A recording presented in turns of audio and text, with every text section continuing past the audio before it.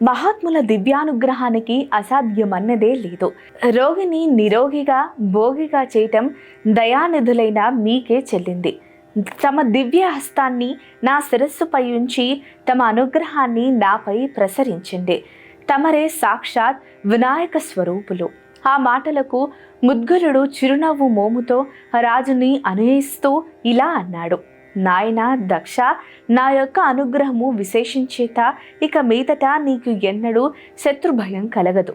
అంతేకాదు, నీవు సంకల్పించినదే తడవుగా నీ మనోకామములన్నీ తప్పక నెరవేరుస్తాయి అంటూ ఆశీర్వదించాడు.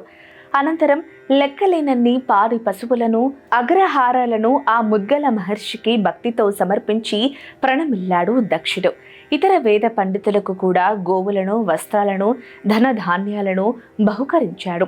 వారు కూడా అతడిని చిరకీర్తివి కమ్మని ఆశీర్వదించి తమ తమ నెలవులకు తిరిగి వెళ్ళిపోయారు. మంత్రులను, పరచారకులను కూడా తగిన రీతిన సత్కరించి అందరి మన్నలను పొంది ప్రీతి పాత్రుడైనాడు. ఆ తరువాత కొండిన నగరంలో జీర్ణమై ఉన్న పాత ఆలయాన్ని ఉద్ధరించి గజాననుని మూర్తిని ప్రతిష్ఠించాడు. అందులో సౌందర్యపేతమైన ఒక సాకారాన్ని కూడా వైభవోపేతంగా నిర్మించాడు. వల్లభుడనే రాజు ఈ వృత్తాంతాన్నింటినీ విని తనకు స్వప్నంలో గణేశుడు ఆదేశించిన ప్రకారం వీరసేన అన్న కుమార్తెని ఇచ్చి దక్షిణతో వైభవంగా జరిపించాడు.